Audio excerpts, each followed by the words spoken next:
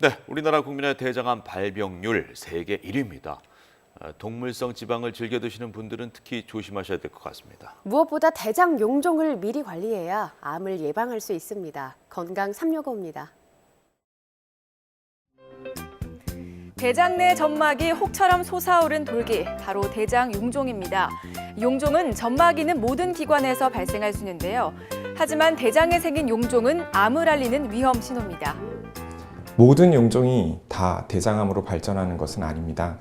크게 암으로 발전한 가능성이 있는 종양성 용종과 암으로 발전한 가능성이 없는 비종양성 용종으로 나뉘는데, 종양성 용종에는 선종성 용종, 유암종, 악성 용종 등이 있고, 비종양성 용종에는 과형성 용종, 과호종, 염증성 용종, 지방종 등이 있습니다. 2008년 선종성 용종 환자는 6만 8천 명이었습니다. 2013년에는 13만 명으로 2배 정도 늘었고 현재까지도 증가하는 추세입니다. 대표적인 원인으로는 동물성 지방의 과도한 섭취, 섬유질 섭취 부족, 칼슘, 비타민 D의 부족, 굽거나 튀기는 조리 방식, 운동 부족, 염증성 장질환, 유전적인 요인, 그리고 50세 이상의 고령 등을 들 수 있습니다. 예방법으로는 채식 식단과 적당량의 과일이나 견과류를 드시는 것이 좋고, 또한 금연, 금주, 규칙적인 운동을 하시는 것을 추천드리고, 무엇보다 정기적인 건강검진을 받으시는 것을 추천드립니다. 복부 비만은 선종성 용종 발생에 영향을 미칩니다.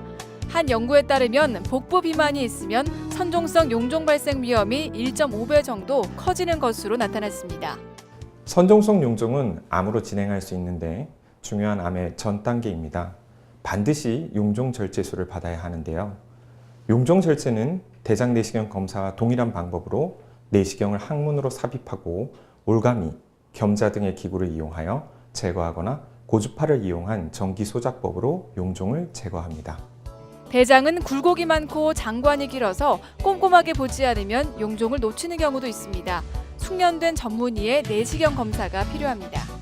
조직 검사에서 특별한 이상 소견이 없는 경우, 용종이 완전히 절제되었다면 3년에서 5년 후 대장 내시경 검사를 받도록 권유되지만, 조직 검사에서 이상 소견이 있거나 용종의 완전 제거 여부가 불확실하거나 여러 개의 용종이 있었던 경우, 그리고 크기가 1cm 이상인 경우는 반드시 담당 의사와 상담을 통해 보다 일찍 추적 대장 내시경 검사를 받아야 합니다. 얼마 전부터 저탄수 고지방 다이어트 열풍이 불고 있죠. 그런데 무턱대고 지방 섭취를 늘리면 위험합니다. 주로 육류에 들어있는 포화지방을 많이 먹으면 대장 용종 발생률이 높아진다는 연구 결과가 있습니다. 건강 365였습니다.